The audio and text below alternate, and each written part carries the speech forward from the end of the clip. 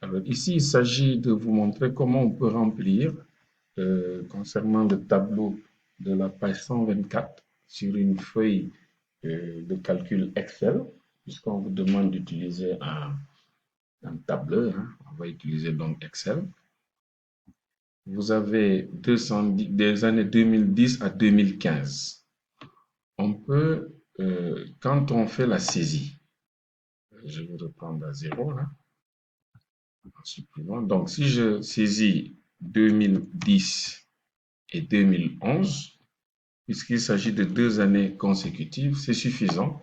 Parce qu'une fois que je sélectionne les deux cellules, je peux continuer, vous observez ici, en tirant, on lit en bas ici 2012, puis 2013, puis 2014, 2015, on peut continuer jusqu'à l'année que, enfin, vous voyez quoi, l'année demandée. Ici, 2018 n'était pas demandé, 2017 non plus, 2016 non plus. Donc, on s'arrête à l'année 2015. Vous voyez, le tableau se remplit tout seul. Et donc, pour réaliser le graphique demandé, il suffit de sélectionner le tableau et puis d'aller à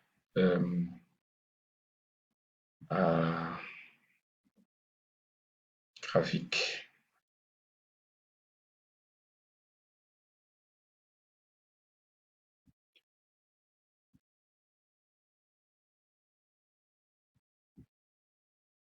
Donc, insertion et puis graphique. On choisit, hein, il y a plusieurs graphiques possibles. Là, nous avons, puisqu'il nous demande de le faire sous forme de courbe, les courbes sont représentées ici. On choisit une des courbes. On va choisir par exemple celle-là. On choisit. Et voilà, la figure se réalise. Donc, si elle se superpose à votre tableau, vous pouvez la déplacer à l'aide de votre curseur. On va la mettre là, et à ce qu'elle soit lisible. Alors, s'il s'agit d'interpréter, on voit bien que ici, nous avons Instagram, et puis Facebook, et puis Instagram en bas, la couleur. Facebook, il y a comment ça s'appelle? La légende, il y a Instagram, Facebook et Twitter, qu'on puisse reconnaître les couleurs. Donc, Instagram, c'est là. Cette courbe représente Twitter et l'autre représente Facebook.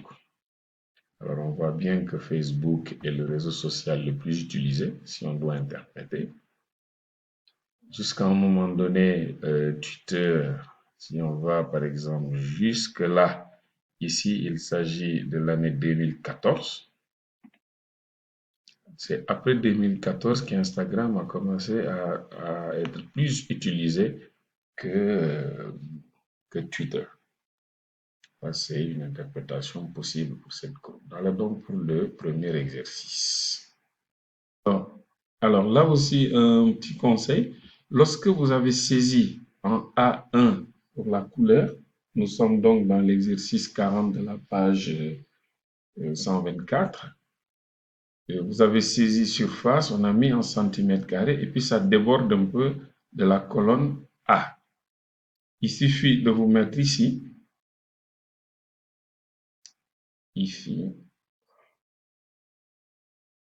vous faites un double clic et voilà. Après un double clic, la colonne s'ajuste au contenu en texte, hein.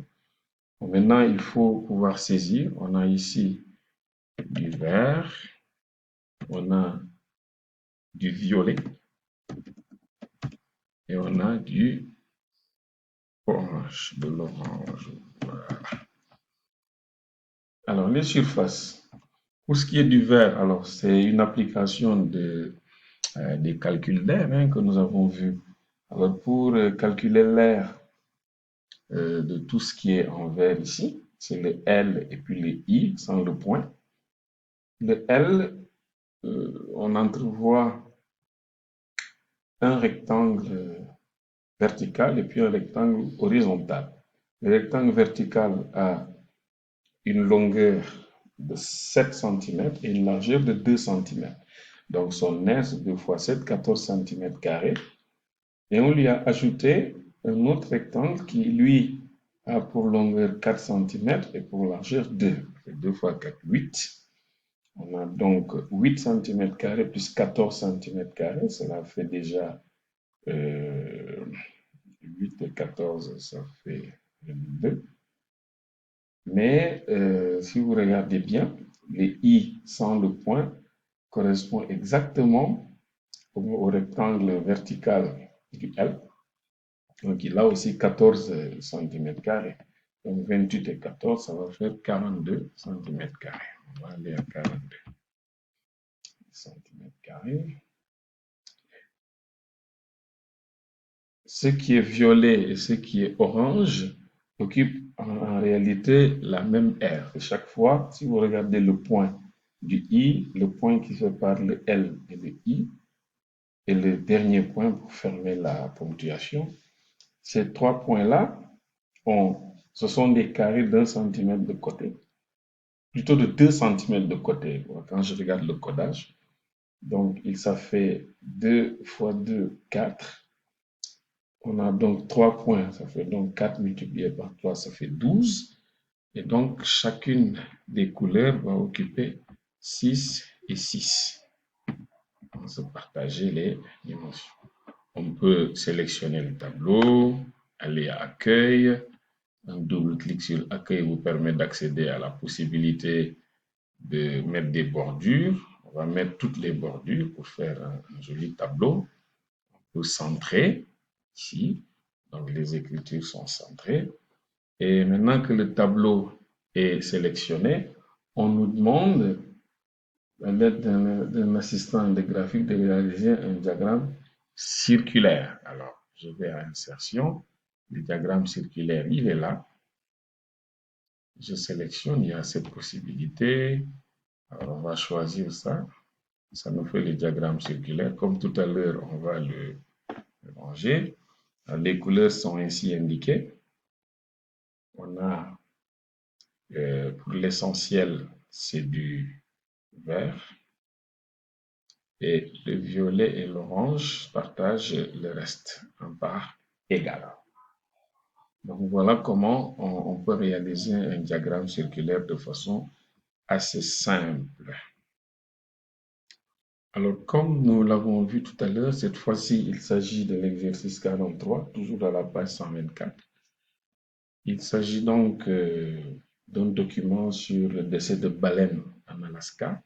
Comme tout à l'heure, en A1, vous avez saisi l'année et en A2, le nombre de baleines décédées. Donc, par le jeu du double clic, on ajuste la colonne au caractère, ce qu'on a saisi à l'intérieur. Ici, les années, quand je parcours l'exercice, on va de l'année 2010 jusqu'à l'année 2015. Alors, comme tout à l'heure, je sélectionne les deux cellules, je les associe, et je mets, vous avez remarqué, il y a la croix ici, elle a des flèches à chaque bout, alors qu'ici, c'est une croix noire sans les flèches. Donc, je maintiens appuyé le clic droit et puis je tire, vous voyez, 2012, 2013, 2014, 2015 et puis je lâche le clic gauche et les années vont s'afficher. Alors quand je parcours, on nous dit que 30 baleines ont été retrouvées mortes en 2015. Donc le nombre de baleines décédées en 2015, il y en avait 30. Ensuite, soit 6 fois plus que l'année précédente. Donc l'année précédente, c'est l'année 2014. On va diviser 30 par 6, on trouve 5. Et 2 fois plus qu'en 2010. Ça veut dire qu'en 2010, on avait 15.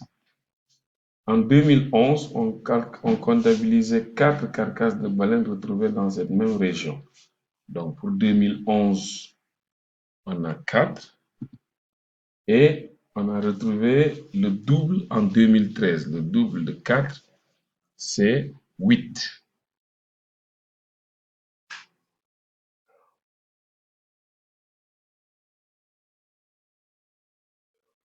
Au total, entre 2010 et 2015, il y a eu 71 baleines.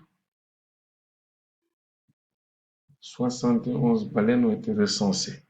Donc le total, on a dit que c'est 71. 71. Ça nous donne la possibilité de trouver, puisqu'on connaît le total, on doit pouvoir écrire une formule pour calculer le nombre de baleines décédées en 2012. Alors en 2012, pour écrire la formule, vous mettez, pour Excel, il faut toujours mettre égal. C'est égal qui indique qu'on va mettre une formule. Ensuite, il s'agit de faire 71.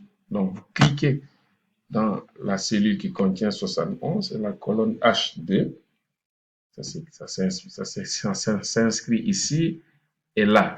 Ici, cette barre-là s'appelle la barre des formules. C'est-à-dire la barre précédée du X pour supprimer, entrer pour valider, et puis ici pour insérer une fonction. Ici, on insère une fonction. Alors, c'est H2. On va enlever, on met moins.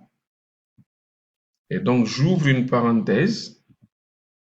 Et puis, j'inscris ce qui se passe en 2015. Je clique sur 2015 tout simplement, hein, plus ce qui s'est passé en 2011, plus ce qui s'est passé en 2013.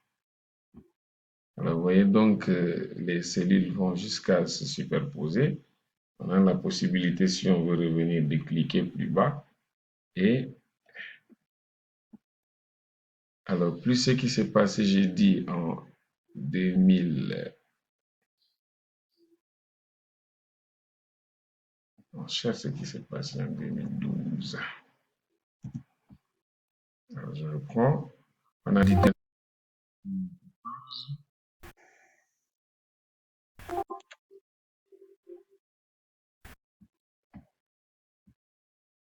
plus ce qui s'est passé en 2013.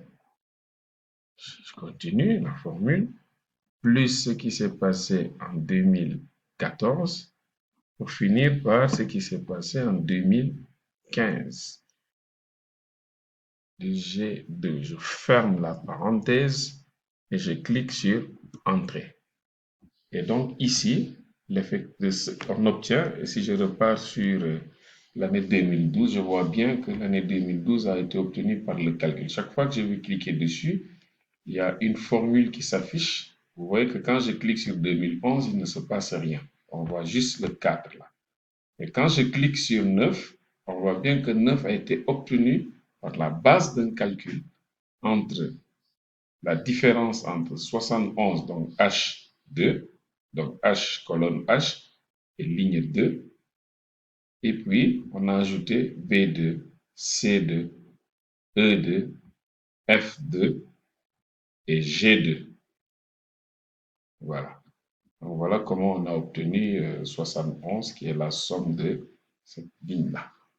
Alors, Excel a cela d'intéressant que